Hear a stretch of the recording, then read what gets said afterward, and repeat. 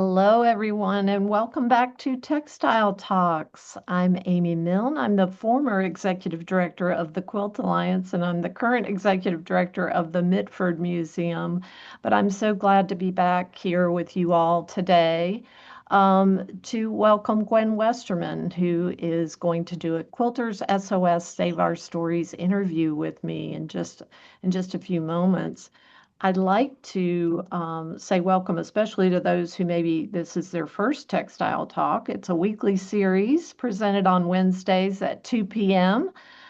Eastern by the Quilt Alliance and our three partners that you see here, International Quilt Museum, Studio Art Quilt Associates, and the Surface Design Association. And all Textile Talks are recorded, and you can find them on YouTube. And my colleague Lucy Shakin will enter the link for the Textile Talks YouTube recording playlist in the chat box now. I'll also ask her to put a link to the Textile Talks donation page, where your support in any amount is always appreciated.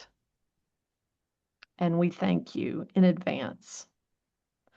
The Quilt Alliance's mission is to document, preserve, and share the stories of all quilts and all quilt makers.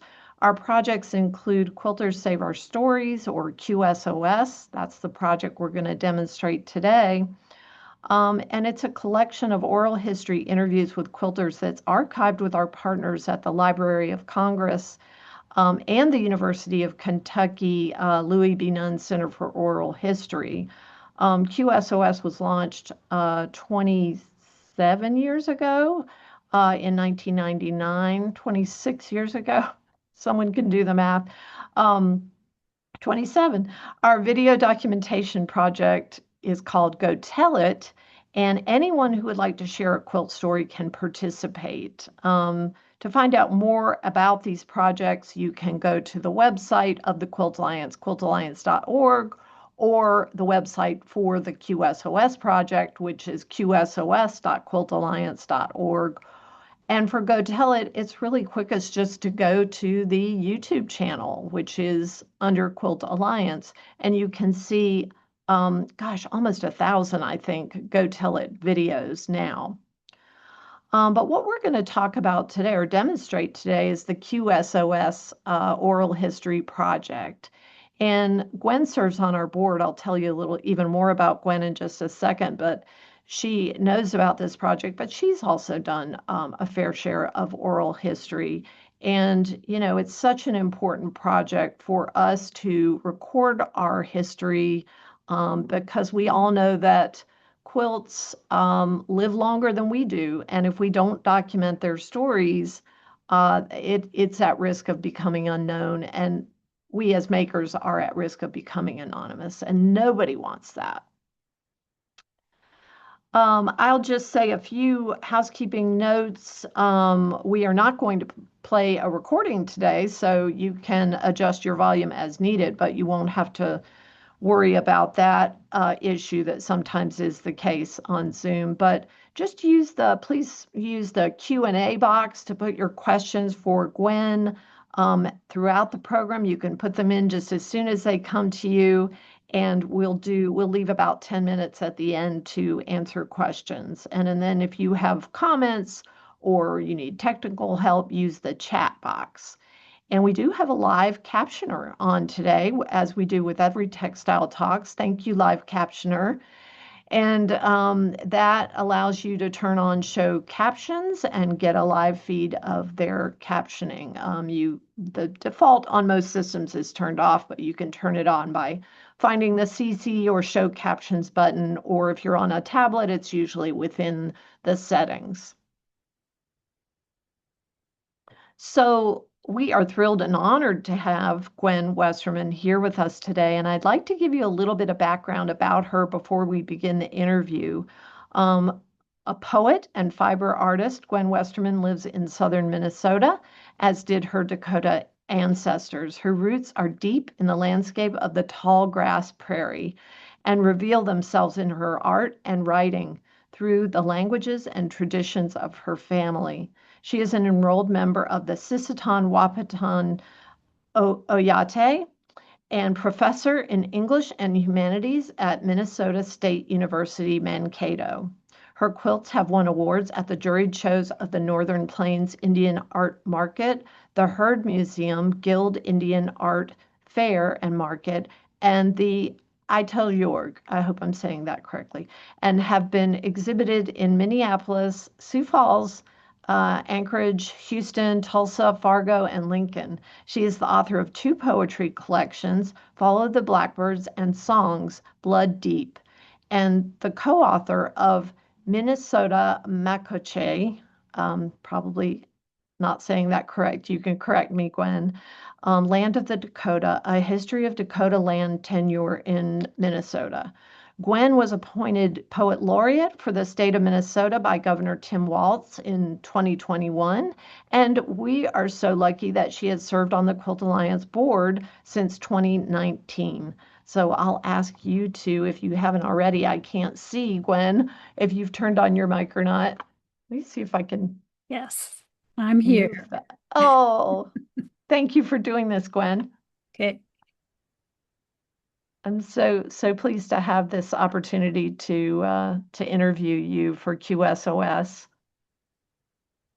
So we are here on, we usually start the interview with a date. So it's April 1st, 2026, and I'm interviewing Gwen Westerman for the Quilters Save Our Stories Oral History Project. Gwen, tell us about the quilt that you chose to start with. This quilt is called All My Relations. In Dakota, that's Mitakuye Owasim. Um, my grandma taught me to quilt, and so everything was always made of scraps. She kept everything. When I started making the eight-pointed star quilt, I always had enough fabric to make an extra diamond, not knowing what I was going to do with them. But when I had eight, I put them all together, and I really liked the way it looked and the story that it told about each of the people that those eight quilts had been made for. And then in the background, I have Swarovski crystals that represent constellations in the sky. Um, and that's part of our tradition, our history, storytelling, that we come from the stars. And Neil deGrasse Tyson would agree. Did you say what year you made this quilt? I did not. 2018? Okay. Okay. So this your quilt making tradition, who inspired you to quilt? Were there other quilters in your family? No, it was my mom's mom, and that little pink quilt that's draped over my arm in the first image, that's made from scraps, yeah, of clothes that I made when I was in junior high and high school. And she made a quilt when my daughter was born, and that kind of carries on that use and reuse and save kind of tradition that my grandma instilled in me. So it kind of skipped a generation. Yeah. My mom didn't have the patience for it. I think that's true in a lot of people's family. And was it at that point that you wanted, when you received that quilt, that you wanted to make quilts yourself, or did you make quilts before that? No, I've always sewn a lot of my own clothes, but it wasn't until I went to the Northern Plains Indian Art Market in Sioux Falls and saw star quilts that I actually started quilting. Um, and that was several years before I ever even considered entering that show. But I'm hooked. I would say. And there's another star quilt behind you. There is. That's my design wall. I'm in the process of making quilts for my husband's memorial in May. Ah, And so I've been making the stars first instead of making the full quilt each time. And so I just had that up on the wall to kind of make it look like I had an aura. yeah, you do. It's so striking. And Mm. is that quilt made of recycled fabrics? I mean, fabrics that came from garments, or is it from No, no, yeah. this is all new fabric. Can you talk about star quilts, the tradition of star quilts, or what inspired you about it, or what kind of affinity you had? In in a lot of indigenous communities, missionaries came and taught women how to taught the native women how to sew, and one of the things that they did was quilting, and so that's where that tradition of quilting came from, and that eight-pointed star. Um, and I think as um, um, Yep, Terry says that's the same star quilt on display at our home at the Minnesota History Center. Yes, good eye, Terry. Um, and so that's kind of the tradition. My grandma, the other side of my family is from Oklahoma, and is Cherokee, and my grandma just made tr more traditional quilt patterns. Um, and so this is part of that Northern Plains tradition from my dad's side. Beautiful. And have you made, so the stars behind you that you've made recently and you're working on for Glenn's memorial, and what have you made, is this picking back up the star tradition, or have you been doing this pattern throughout your career? Um, I do landscape quilts, more artistic kinds of depictions of landscape. Um, and yeah, we love horses. I love horses and I love paper piecing. And so I developed a pattern to make horses in my quilts. Oh, And so I do more graphic kinds of pieces like that. that's looks complicated for a piecing pattern to create that kind of movement and very sharp points. Yes, I didn't think it was too bad. It's beautiful. What's the title of this one, Gwen? I knew you would ask me that. Just make something up on the fly. Um, these are these are the traditional colors, the red, yellow, black, and white. So those are horses in a snowstorm.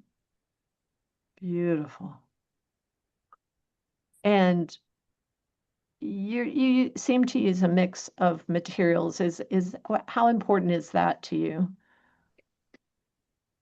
Mix of materials. I just mean, how big a role do the materials play? Is it more shape and form and composition, or and then you're just picking the right colors that support that and fabrics? Um, I take after my grandma. I don't throw away any scraps.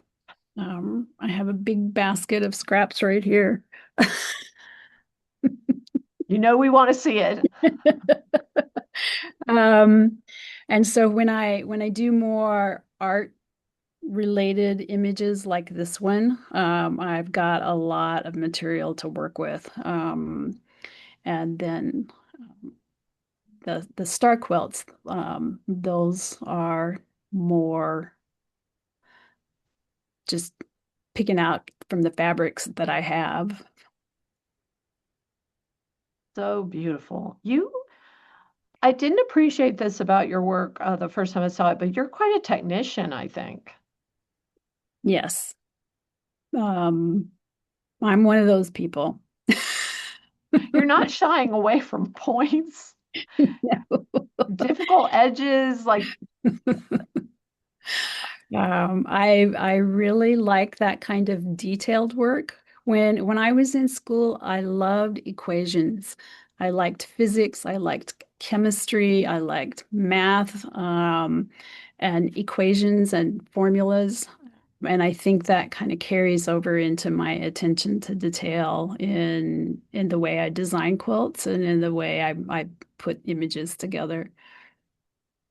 that's so interesting. I never would have guessed that about you because you're such a artist in so many media that I think that's really amazing. It does show up here though. Yeah. And have you well, we'll get to that. I was going to get to your teaching and languages and stuff, but got to pace myself. Okay. Um, so this is a much more narrative style, and the next piece also involves horses and Mhm. appears to be like sort of a combination of the two. Right. And these horses represent the four directions. Red is west, yellow is east, white is north, and black is south. And then you can kind of see the spiral in the middle. And those are, again, diamonds from other quilts that I made. Is the is the base fabric dyed? No, that was purchased that way. Wow, Yeah. it really adds to the depth of it. And I'll tell you all of y'all a secret. There's a shell and a bead in the center, and it's because I couldn't get my points to match. Well, you've heard it here. Gwen Gwen Westerman pulling back the veil on the center of the points. I mean, you're nailing it all over this quilt, so I don't think that anyone would have noticed. I did. You do dye fabric though, don't you? You've done some Yes. snow dyeing and stuff. That's why I wondered. Yes, yes. Well, I live in Minnesota, so I have plenty of raw material. But I love the snow dyeing process. The hardest part is letting the snow melt without wanting to go in there and run hot water over it or, you know, bring it in by the wood stove so it'll melt faster. For those who don't know about snow dyeing, will you explain it just briefly? Um, I use a prepared for dyeing fabric, so it almost looks like a muslin color, and it's 100% cotton. And you pre-treat it and put it in a bin. I just scrunch it up. Sometimes I think people fold it and wrap it and do other things to it, but I just scrunch it. And then I have a lot of different kinds of different colors of powdered dye. And you mix that in with the snow and then put it on that fabric and you let it melt and then it comes out in all different kinds of uh, variations. It almost looks like it's moving. I was just looking to see if I have one close here, but I don't. Um, but it's a really interesting process. I don't know who figured it out, but yeah, it's a resist kind of process. Right. And that's really neat to be able to use where you live and the resources of where you live in your work. Mhm. 'Cause you do get some snow. Yes. Oh, thank you, Sylvia. Sylvia said, my secret is safe within the button and the bead in the middle. This is recorded though, just Oh. FYI. I think that's I think that's like a nice tip for someone who maybe never thought of doing that. Mhm. Because I wouldn't have guessed that because I never take on, points. So, but I would have need a much bigger button, if that were mine. But it's just such a stunning piece. And I Mhm. think you were saying so north and south are at the top. and east and west are at the bottom. Mm-hmm. Mm-hmm. So that fascinates me. That's just kind of the way it worked out. Um, and especially in terms of the balance, I think. Because I there was no way for me to make it more polar Uh-huh. um, with the eight-pointed star. Right. It's just stunning. Um, Stephanie says her first pinwheel quilt had lots of buttons. it's so cool. And I'm just thinking about, did you, prior to seeing the star quilt at the show, had you ever seen an art quilt in your house, anyone in your family's house? No, Yeah. quilts were made to be used. The earliest quilt I remember was made from my grandpa's work pants. He passed away when I was a year and a half old, and my grandma made a quilt with his work pants, just big, squares, and there was khaki and denim, and that's the quilt we would always sit on outside. Um, so quilts were made to be used in my family. And when I told my grandma I made an art quilt, she said, "Well, what are you going to use that for?"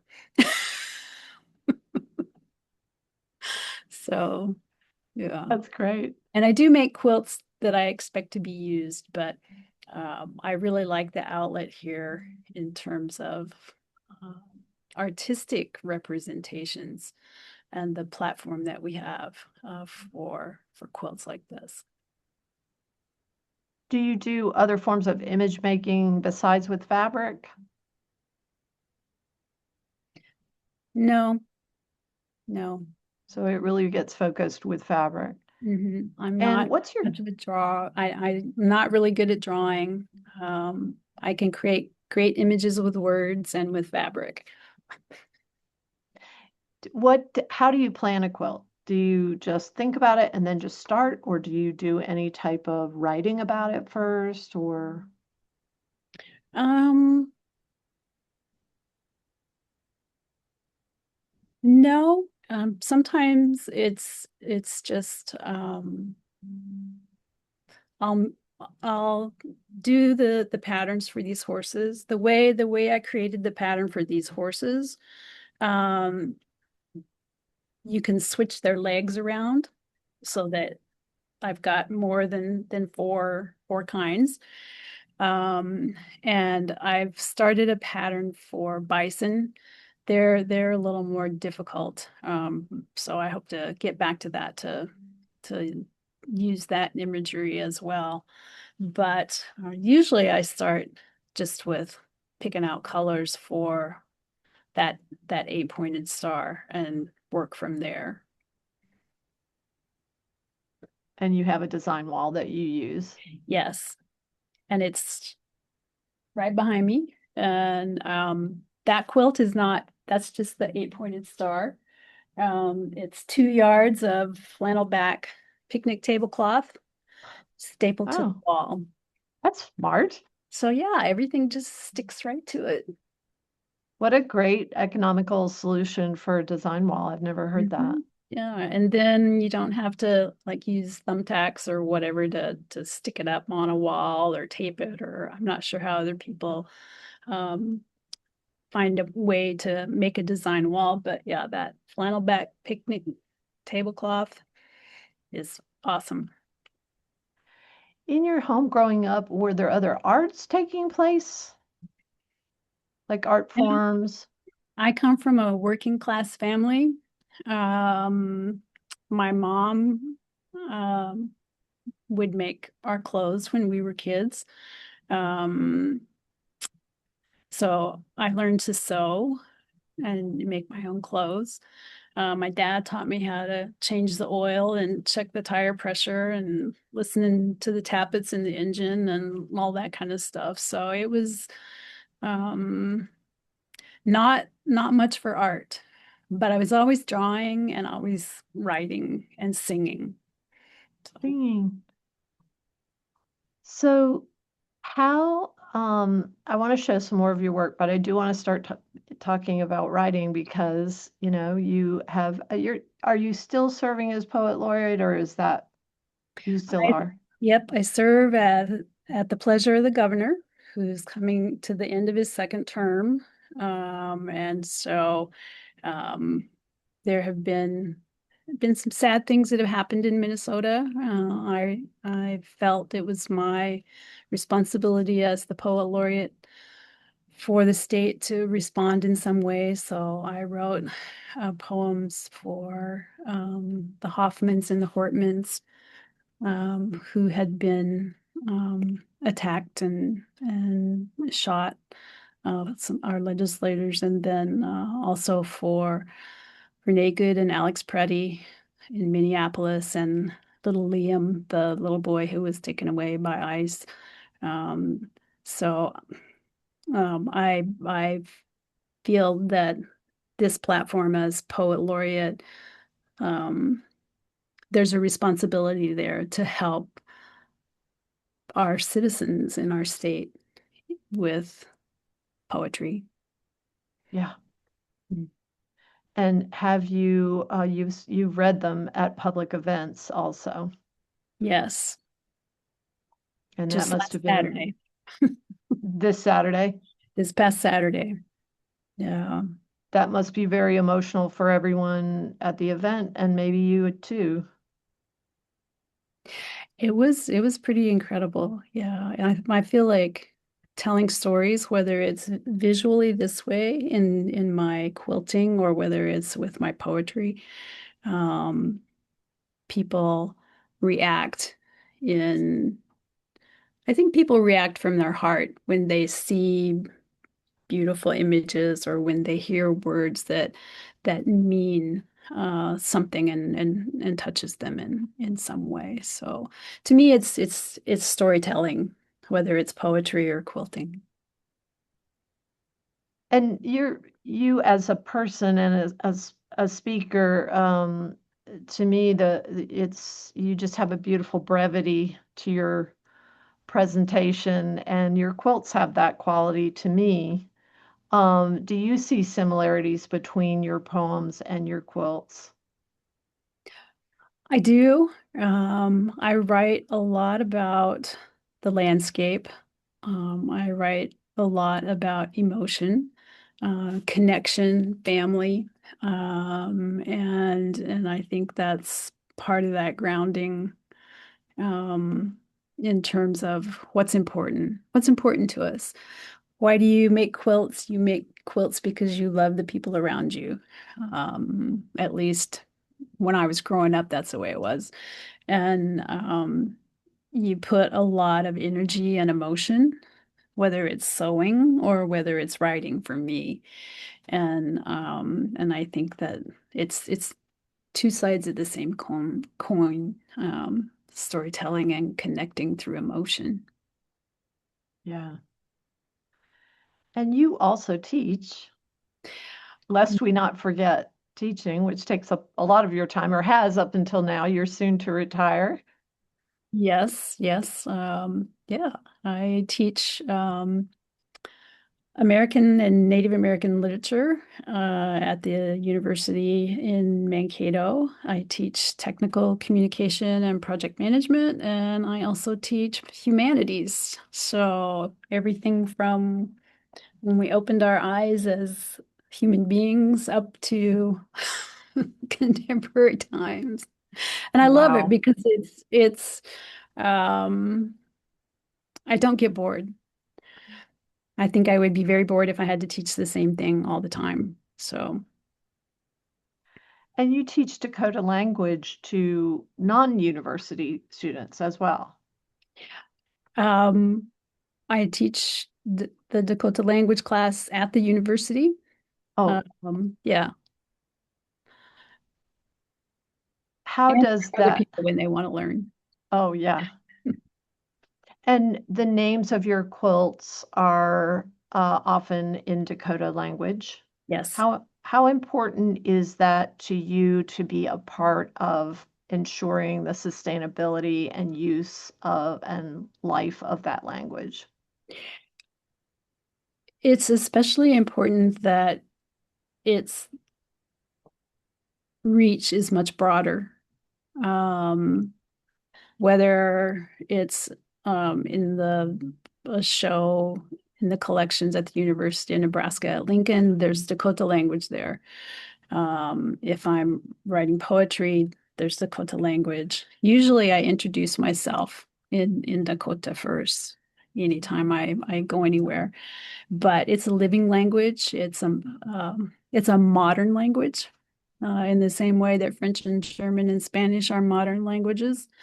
And so to make sure that I have titles for my quilts that incorporate Dakota language, or even sometimes I have Dakota language in the quilt itself, is important so that people can see it and know that it's still used and it's still important. Yeah. I hadn't thought about that inclusion in documentation. Mhm. That's such an important point. And you've done oral histories as well as a part of your research.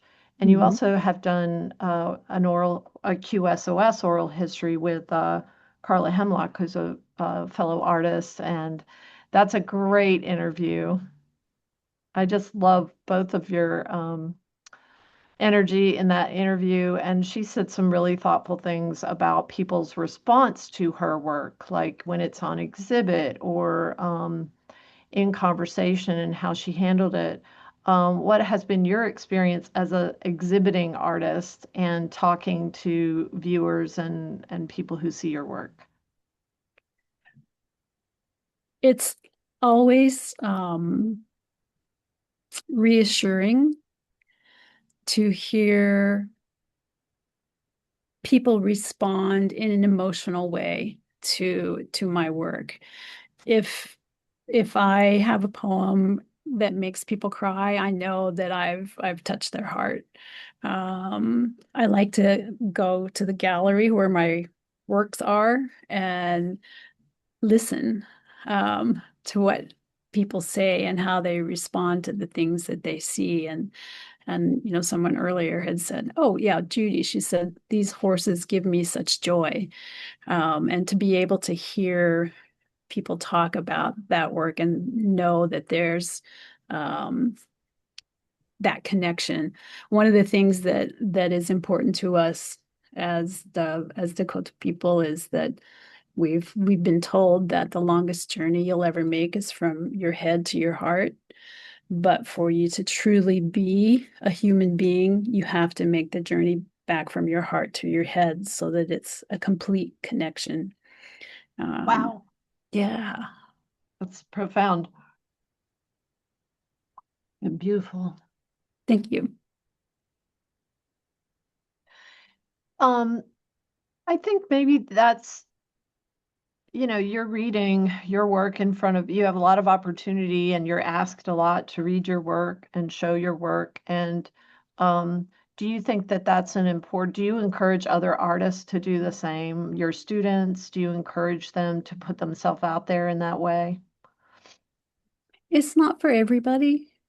There are some of my students, especially in like the poetry workshop that I taught at the university, who are amazing writers, and um, their work is emotive and important, but they don't like to get up in front of people. So it's it's good to know that your words can touch people without you being there. And it's kind of the same way with visual art. We're not always with our art to explain, but we know that people connect with it in a way that might manifest itself later in how they interact with somebody else, or maybe they even go home and say, "Oh, I could try that. I could try that spiral." Yeah, right. Jeannie says, "Hmm, yeah." I think I could figure that out. Yeah, I think that's such an important point because we do, as especially as just Americans in general, are very much about showing everything off, like sharing everything publicly, being out there with our work. And there are a lot of ways to do that. And documenting your work. That's why we really promote documentation because it allows you to take a take a snapshot, take a recording when you were doing it, even if you're not sharing it. It's a permanent archive for later. right. And I think that that is so important. And I'm going to show another image so our image hungry friends don't get frustrated. Tell us about this piece.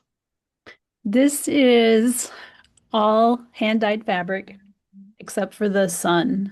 Um, and it's called Wildfires Up North. And this is a direct response to what it looked like outside when we had those tremendous wildfires, where I think smoke got all the way down to Kansas from Canada. Right. And the sun, even in the middle of the day, was just bright orangey red. And so that's where that one came from. The fire on the horizon, the smoke in the sky, coming down along the prairie. Just stunning. And very simple. I mean, it's Yeah. one, two, three, four pieces of fabric. Yeah. And that's what I kind of mean about brevity. It's just so powerful, but it's just there are not a lot of elements on that quilt. Mm-mm. It's just stunning. Thank you. And tell about this one. Oh, this is Chasquet's Pardon. Um, and this has a lot to do with our history as Dakota people in the state of Minnesota. Um, on December 26th, in 1862, 38 Dakota men were hanged in Mankato for their participation in a war against the United States between the Dakota people and the U.S. over land. And I made this as part of an exhibit in 2012. Um, and so there's our traditional cultural image, the eight-pointed star in the background. And then the ring around has 38 beads for for the men, and you can see just a little bit of twine that looks like rope. Um, so I think as quilters, we tell stories in every quilt we make. And in this particular case, this was for an exhibit specifically for commemorating 1862. And so I thought it was important to make it tell more of a story. Yeah. And it's very visceral in the way that you shared it, because the fabric in the quilt is, you know, sometimes people read quilts as not fabric because it's so flat and so precise and so technically fit together. But then to have fabric that reads as a cloak and a shroud, is really Mhm. powerful. The three dimension of it. And Yeah, it is three-dimensional. yeah, So um, beautiful. star quilts make great palettes for our stories. Yeah. I love that theme of sort of using that as a ground Mhm. and then building on top of it or to the side of it. And it really ties your pieces together. What about this one, which seems to be more of a departure, is it? It is a departure. It was also part of that effort to commemorate 2012. There are four panels I painted the silhouettes of um, the 38 men onto this piece. And it's very gauzy. Um, and so that anytime there's any movement in the gallery, those panels will move as if those people are moving as well, as if their spirits are alive. Wow. But And it it's was such an abstract thing to say, oh, 38 men were hanged simultaneously in Mankato. But to have them almost life size in the center of a gallery so people could see how many that actually is was an important part of that exhibit. scale. Hmm. Wow. And I've just got a couple more, but I don't want to skimp on these because they're just so just wonderful. And tell about this one. Um, there was a group of 8 of us at the university, some secretaries and some other faculty who all quilt. And so we decided that we were going to have a fabric exchange. And we met once a month and brought 5-inch squares and swapped. I've been making um, baby quilts out of I just looked in my stash over here to see if I still had any 5-inch squares left, but I think I've almost used them all up. Um, because I make, oh, you can't tell anybody. I make baby quilts for the baby Jesuses for the 2 little churches close by, and then I put them out on Christmas Eve on the little manger. So so that's what Wait. they are. Oh my gosh. But okay, everybody in this Zoom is sworn to secrecy. Now we're just getting all the tea. Um, it's so fun that you had a group at work that were Mhm. quilting. Yeah, secretaries, faculty, administrators. Yeah. I love that. And I think that's a common experience where people are in a mixed group of people that, it's not a quilting group, but all of a sudden you find out how many people are quilters and then like, well, let's do it together. Sweet. Now tell about this piece. This is such an interesting concept. Yeah. My husband and I were part of the committee from the very beginning at the new Children's Museum in Mankato. And so they asked me to do a quilt for the entryway. And I think they thought that I was going to make a star quilt, but I decided that for the age group and the kind of activity that goes in and out from the front lobby, that I needed something that was very graphic. There are tracings of hands that make the leaves in the 2 center quilts, Oh, but these are 4 panels, and so they can rotate so that whichever season it is, that's the first panel on the left. So yeah, we've got spring on the left there, and then summer and autumn and winter. do you think the museum is doing that? I was just there last week. There's and yes, I was happy to see that the spring panel was on the left. I love it. Hmm. It's so fun to have the idea of that you designed it to be interactive. And Hmm. also, I really like that you thought about how children would perceive it. And that it would change. It wouldn't Yeah. necessarily be just the same thing always and ever. That depending on the season, it's going to move. And your seasons look a little different than our seasons. We do have 4 seasons here. You do have 4 seasons. Ours would just be really, really hot, kind of hot. So, how big is that? Like tall? Those are um 42 by 60. Oh, big. Yeah. And then you also shared some photos of your studio, which I think is so cool. I knew y'all'd want to see. You know they're going to, and they're going to want to see your sewing machine. So, what Yeah. sewing machine do you have? I have an Elna that I bought 30 years ago. Oh, Um, yeah, and so that's because I also sew garments. I haven't in a long time, but that's the original reason I got it. So that's a eight-pointed star quilt that I'm working on right now.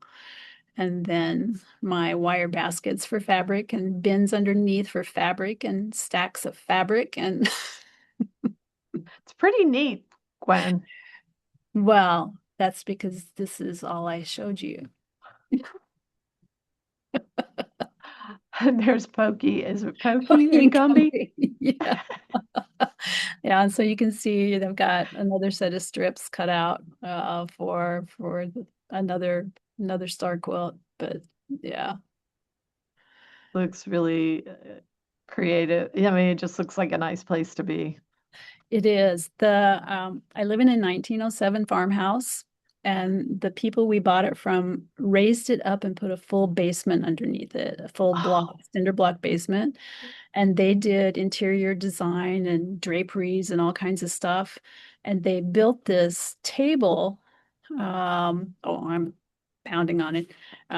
It's a 4 by 4 by 8 piece of plywood, and it's on wheels. And it's got a oh, shelf underneath. There was no way they could get it out when they moved. And I saw it and it was like, oh, yeah. quit. Anyone would just be so excited about that. Yeah. So you can Uh, pull a whole piece of fabric out almost if it's 45 inches, right? hmm hmm Wow.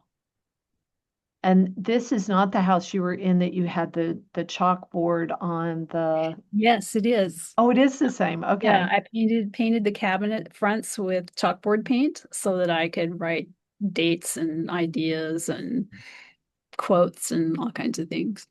I love that. And we'll have to make sure it's public on YouTube, but we did a studio tour with Gwen a couple years ago, and Mhm. it's so fun. And you can see those cabinets better.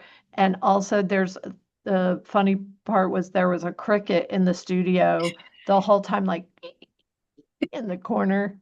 So good luck, you know.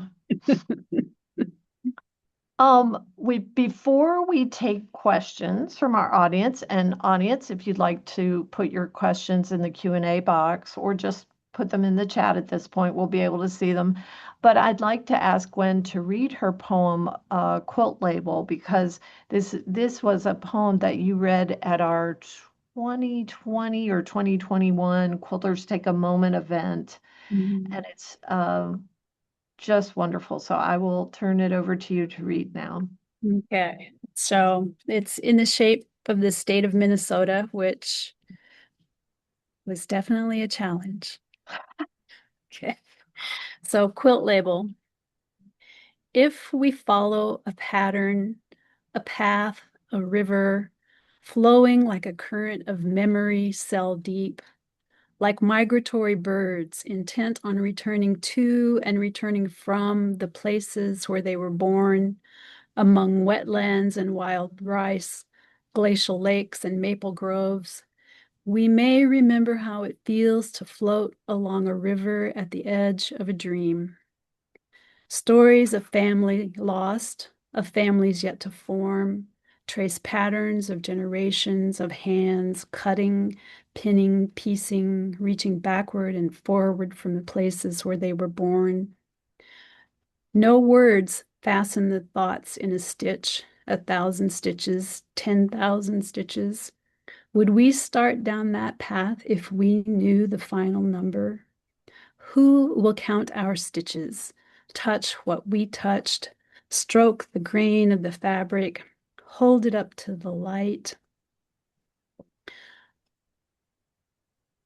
and wonder what we were thinking in the dead of winter when we took the first stitch. We were thinking of the headwaters of the Mississippi, where we stood in water so clear yet so shallow it barely covered our feet, of Lake Superior, where it lapped at the north shore and caressed agates and whispered sweet dreams of stars, of our grandmother's laps and working class hands. We were thinking of prairies and grasslands rolling green and gold for as far as we could see, of running with the wind atop the ridge, of mussel shells and beaver dams along the Maple River, of our children's first breaths, reimagining the past in the present where the Minnesota bends northward, of the stitches that bind us together like an appliqued hand holding a heart. We were thinking of bluebirds as they sang in the maples and black willows along the canyon, its currents rolling among the bluffs toward the sea. 1,000 words cannot convey those thoughts, those hopes and memories carried in our stitches, each one an adoration of the stories reimagined by our hands, connecting water to land and sky to stars.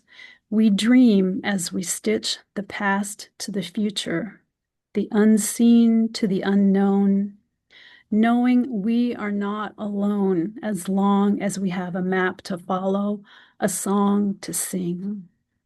Even if we knew the final number, if we knew there would be no one to count our stitches, we would do it all again, blanketed in the warmth of those pieces as they weave stories into patterns. We would thread that first needle, connect land to water, winter to spring, a tenderly composed desire to be remembered. And with the last caress, bind ourselves to the edges of an unseen well of faith. We would tie the knot and sign the label, Stitched with Love, Minnesota, 2019. It's so beautiful. Yeah, my eyes are leaking too, Stephanie. Just beautiful. So many layers of meaning to me, I'm sure to others. Um, and how do you make a poem fit into the state of Minnesota? How do you do? Draw. I had to draw the outline of the state on the page and then work my way through it. Were you doing it by changing the poem itself or by just changing the size or No, I had to add lines and more descriptions, and so I took it from way up at the northern border all the way down to southern Minnesota. So it was quite a task. Gwen, I don't think I even realized that the first time I saw this broadside. I'm feeling like a real Did it for the state of Minnesota? yeah, feeling super unobservant right now. Kelly saw it. Oh my goodness. Who has a question? I would like to officially close the interview though by saying, Gwen, thank you so much. This has taken me too long to get you interviewed for this project, but thank you so much. You have been so generous with your sharing your secrets about your buttons and your baby quilts, and I thank you. And we're ending the interview at about 2:56 on, we didn't leave enough time for questions, but we'll stay a little longer Okay. on April 1st, 2026. So I did see a question about Okay, so Danielle says you mentioned fabrics. Question, what wadding and threads do you prefer to use, or do you change based on project impact or availability? I use is wadding the same as batting? I think so. Okay. I use a warm and natural um, batting. And I find that it's really easy. That natural cotton is much easier to hand quilt through than the other, is it polyester stuff? Yeah, Yeah. polyfill. Yeah, polyfill. And um just regular threads. Um, and I will say Jill Halco had a question about changes in the QSOS project, and those are still coming. Jill, we're in transition with leadership. I've changed to a new job, and my colleague who is the director of QSOS has, but they're coming. Uh, if you follow us on social media, that's the best way to keep hearing about it, or subscribe to our newsletter. Jeannie asks, Ms. Westerman, you said you have trouble drawing. If that is the case, how did you design those beautiful dancing horses? Are your horse patterns available to the public? Oh, I had images of running horses. And so I just took my ruler and straightened the edges of the horses to make sure they're geometric kinds of shapes that can be sewn together. And then the real secret is their legs and their heads are separate from their bodies. So I can switch out the heads and the legs and make them look like they're different horses. But it's paper piecing. And you would never do a pattern for sale, would you? I hadn't thought about that. I didn't know that there might be interest in that. So maybe, yes, I I, would. we are interested. Um, so Hari asked, are you planning on a quilt commentary on what your recent poetry refers to as far as the events in Minnesota? Are you planning a quilt version of that? I hadn't thought about that. The poem that I did last Saturday was called When We Stand Together. And that's a good idea. Thank you. Yeah. Thanks, Hari. Sandra asked, how did you paint the departure piece on the gauzy material? With a little thing of grade school watercolors. Really? Yes. I should come up with a better story. Well, I mean, I love that because, it's what you had and you used it, Mhm. and there's no difference in the effect of it to me, at least Right. from the slide. And then I used an Elmer's glue that has a little bit of glitter in it. I'm not Ooh. sure. I'd have to dig it out and find out what it is, but it had some glitter in it. And so I did the outline of the figures in that glue to keep the watercolor paint inside the form. Oh, smart. To kind of like a resist sort of. Hmm. I mean, a boundary. Yes. Oh, that's smart. Let's see. Are there any other questions? I don't see any there. Let me make sure I haven't missed any in the chat. Oh, just thank you. That was really fun. We haven't gotten a chance to see each other in a long time, so I this was know. double duty. And thanks everybody for joining us. You Yeah. can find Gwen's work on gwenwesterman.com, although Gwen says it's not as up to date as she would like it to be, maybe, but you're on Instagram too as well, or Facebook? Yes. Yes. Instagram and Facebook, although Facebook is getting on my last nerve. Same. I will close by just saying thank you all for being here. Thank you again, Gwen. And thank you, Sakwa and Lucy Shaken, for hosting us. Lucy is a part of SAQA. I mean, and next week, SAQA is presenting an interesting one. Jillian Cooper, Fragments of the Past. That looks really interesting. You can always register for the talks for free. Also, at the end of our program, the survey will come up in your browser. Please take time to give us your feedback. We really appreciate it. It helps us plan our programming for the future. And we, as always, we appreciate all the support, especially our sponsors. So we'll close it out with our sponsor video, and I'll just say thanks and have a wonderful day, everyone. Yes, thank you so much for spending time with us today Yeah, this was fun. and the inspiring comments. Now I'm going to sew and Yeah, you so got a I'm lot of, going to get off so I can sew. yeah, exactly. You got a lot of great ideas. Okay, everyone, take care. Thank you. Bye.